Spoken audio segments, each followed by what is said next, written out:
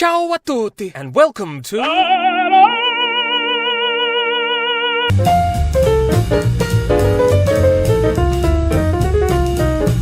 This is Europe, and here's Italy. Now andiamo, shall we? Italy, a sublime geographical symphony of swoon-inducing beauty, has been inhabited for eons, and it's not difficult to see why. As time passed, the peninsula's primitive populace began assembling into villages, herding cattle, and tinkering with metals. Meanwhile, on the island of Sardinia, a most mysterious civilization sprouted in the Bronze Age called Nuragic, named after the thousands of stone structures they built, and whose purpose remains unknown. I don't know, maybe they were giant pizza ovens. By the Iron Age, we find the land inhabited by various Italic tribes, as well as the Etruscans, an intriguing people with what must certainly be the warmest and coziest art style of the ancient world. They attained their peak in the 700s BC, the same century, so the legend goes, that the city of Rome was founded by Romulus, the wolf-raised descendant of the Trojan hero Aeneas. This same busy century saw the arrival of the Greeks in the south, and in Sicily, where Grecian ways took root, as they usually did, and some of the best preserved Greek architecture in the world stands proudly in the Sicilian landscapes. Now back to the Tiber River, where the Romans overthrew their king and established a republic. The kingly powers were transferred to two men called consuls, who were elected to office for 1 year, each one serving to keep the other in check, to make sure no one got any dictatorial ambitions. The Roman Republic's first major setback was an invasion by the Celtic Gauls around 387 BC, a humiliation the Romans never forgot. In the years that followed, Rome steadily strengthened and went to war with its Italic cousins, as well as the Etruscans, and ended up conquering most of the Italian mainland in the ensuing century. Eventually, Rome began butting heads with the forces of Carthage from North Africa, who controlled a number of grain-rich islands that Rome wanted. They went to war, and Rome won, boosting its naval expertise in the process. The two powers eventually came to blows again, Rome very much rattled by the Alpine invasion of Carthage's Hannibal, who crushed the Romans at Cannae. But rather than give in, Rome regrouped and fought on, snatching Carthage's possessions in Spain and achieving victory under General Scipio at the Battle of Zama. The final war between the two states saw Carthage destroyed, and Rome the undisputed master of the Mediterranean, which they later called Mare Nostrum, our sea. Reforms introduced by Gaius Marius saw the Roman army forged into a more formidable fighting machine. In the 1st century BC, we see Julius Caesar conquering Gaul and attaining a degree of power that unnerved the Roman Senate, who didn't want dictators. A civil war arose that Caesar won, and surprise, surprise, became dictator. So several sour senators assassinated Caesar, but it was in vain. Caesar's heir rose to prominence and became not dictator, but emperor, after defeating his rival Mark Antony at the Battle of Actium. Emperor Augustus added the breadbasket that was Egypt to Rome's swelling dominions and ushered in a prosperous period of peace called the Pax Romana, which lasted some 2 centuries. There were cruel emperors like Nero and good emperors like Antoninus Pius, and Roman laws and Roman order permeated the realm, which was linked by Roman roads, and everywhere you went you saw Roman temples and Roman bridges and Roman baths and Roman aqueducts and Roman arenas. The empire's pinnacle was procured under Trajan when it stretched from Britain to Babylon. The 3rd century saw a time of crisis, invasions and rebellions, but the combined exertions of Aurelian and the reforms of Diocletian kept it together. Diocletian also inaugurated Rome's final attempt to stamp out Christianity, whose multiplying adherents stubbornly refused to worship the Roman emperor. But his persecution flopped, and under Theodosius, the Christian faith became the official religion of the empire. The eastern half lived on a lot longer, but the west, including Italy, was hit hard by constant invasions by mainly Germanic tribes, and finally fell in 476. Another Germanic people, the Lombards, invaded in the 560s and ruled much of Italy for 2 centuries, until defeated by different Germans, the Franks, under Charlemagne, who in the year 800 was crowned Emperor of the Romans by the Bishop of Rome, Pope Leo III. European art and culture had been in steady decline since the invasions that accompanied Rome's fall, but after Charlemagne, knowledge and artistry started returning to renewed heights of magnificence. Much of the medieval world's affairs would subsequently be dominated by the powers of the German leaders of what would become the Holy Roman Empire and the Roman Catholic Church headed by the popes, and of course the two were often in conflict with each other. So Italy found itself splintered into various states, and Sicily, which the Arabs had taken in the 800s, was conquered by the Normans from northern France, who also snapped up southern Italy. These Italo-Normans joined the First Crusade, and as the Middle Ages matured, Italy produced more and more pivotal personages. The gentle Francis of Assisi adopted a life of poverty to imitate Christ and preach to the poor, and is today the patron saint of Italy. Alongside the mystical visionary Catherine of Siena, Thomas Aquinas proved one of the greatest of the world's philosophers. The poet Dante's vivid epic, The Divine Comedy, is considered among history's finest literary works. The merchant Marco Polo travelled to China, and Giotto changed art forever by rejecting the stiffness of the Byzantine style and concocting a wondrously emotional, natural and freer form in his frescoes. Wretched times arose in 1347 when the Black Death plagued Italy with insidious vigour, but by the 1400s the cultural blossoming resumed. Italy had rediscovered the knowledge and artistic splendour of Greece and Rome, and set out to equal or even outdo the ancients. We call this extraordinary era the Renaissance, a time of immense confidence in human abilities that saw the end of the medieval era and the beginning of modernity. It was born in the city of Florence, whose famous banking family, the Medici, sponsored the arts with their immense wealth, something other prominent families and figures began doing, from the Sforzas of Milan to the infamous Borgias in Rome and the Doge's Palace in Venice. The outpouring of brilliance in this era, including the genius of Da Vinci and the sculptures of Michelangelo and the invention of opera, inspired the entire Western world, but was nonetheless concurrent with internecine intrigues and the bloodshed of war. The rival states stood down for a few decades, but you can't stop war for long. And here it comes. Charles VIII of France invaded Italy, and thus we enter the Italian Wars, a lengthy span of power struggles and alliances and battles that ended with Italy roughly split between Spanish rule in the south and Austrian rule in the north, with the Papal States in the middle and Venice staying Venetian. Venezia played a prominent part in vanquishing the Turks at the Battle of Lepanto in 1571. So Italy continued largely under foreign influence, and further foreign influence from top to toe when Napoleon stepped on stage and made it part of his French Empire. After Napoleon, a popular movement arose, Risorgimento, seeking the unification of Italy into a single state. It was championed by two men, both called Giuseppe: Mazzini, the journalist activist, and Garibaldi, the general. The royal house of Sardinia also sought Italian unity, but as a monarchy, not a republic. In 1848, this kingdom and a host of other Italian volunteers rebelled against Austrian rule, but were unsuccessful. On behalf of the Sardinian royals, the statesman Camillo Benso, Count of Cavour, managed to secure the support of France, and things went a lot better in Italy's second stab at independence. Garibaldi realized unity would be most practically achieved via the monarchy, and he set out and energetically and effectively brought Sicily and the south into the unified fold. The war ended with most of Italy free from foreign rule and unified under King Victor Emmanuel in 1861. They followed this win with another win, in which they gained Venetia, because you just know Italy wouldn't feel right without those gondolas, and finally added the Papal States and Rome itself in 1870, which naturally became the capital. But Italy couldn't just sit back and celebrate. Fiercely independent and culturally distinct regions were now smushed together in a jumble of socio-political economic conundrums. The north of Italy continued industrializing with alacrity, while the less developed south stuck to its old rural ways, and many decided to abandon their unpalatable poverty and emigrate, most of them going to the United States, Argentina or Brazil. Italy also decided to emulate other European powers and go colonial mode, and in 1908 Italy suffered the worst earthquake in European history. Italy fought hard for the Allies in World War I, having been promised substantial lands as a reward, and triumphed at last at Vittorio Veneto. But Italy did not receive many of the places promised, and this mutilated victory became something of a rallying cry of a certain ultranationalist zealous political faction called the Fascists, led by Benito Mussolini, who after a march on Rome in 1922 was appointed Prime Minister. Bit by bit, Benito brought the nation under his tyrannical power as he fostered pretensions of recreating the Roman Empire. Mussolini hurled Italy into World War II on the side of Germany and Japan. While the Italians had early success in Somaliland against the British, things quickly went bad, catastrophic in fact, and Italy was defeated. In 1945, Mussolini and his mistress Clara were executed and then hung upside down by an angry mob. The year after saw the country become a republic, and the king went into exile and the Italian Empire disintegrated. Italy was in very bad shape after the war, but the United States Marshall Plan helped the country get back on its feet, or foot I should say, as the country is basically a big boot. Italy became a founding member of the future EU, and speedily set about modernizing and industrializing, and enjoyed a period of strong economic growth. These years of gold transmuted into years of lead, a time of both left-wing and right-wing terrorism. The 21st century saw Italy hit with various misfortunes, from the Great Recession to the migrant crisis. What awaits Italy, I can't say. From Caligula to COVID, this country has certainly had its share of calamities, and despite its current quandaries, Italy today has one of the world's largest economies, a very high level of human development, high quality of life, and high life expectancy. expectancy, and the accomplishments of the Italians are nothing short of extraordinary. Almost all the greatest artists have been Italian, and let's not forget their superlative scientists, remarkable writers, sensational sports people, musical marvels, fabulous fashion designers, architectural awesomeness, and cinematic splendors, and then there's that delicious food!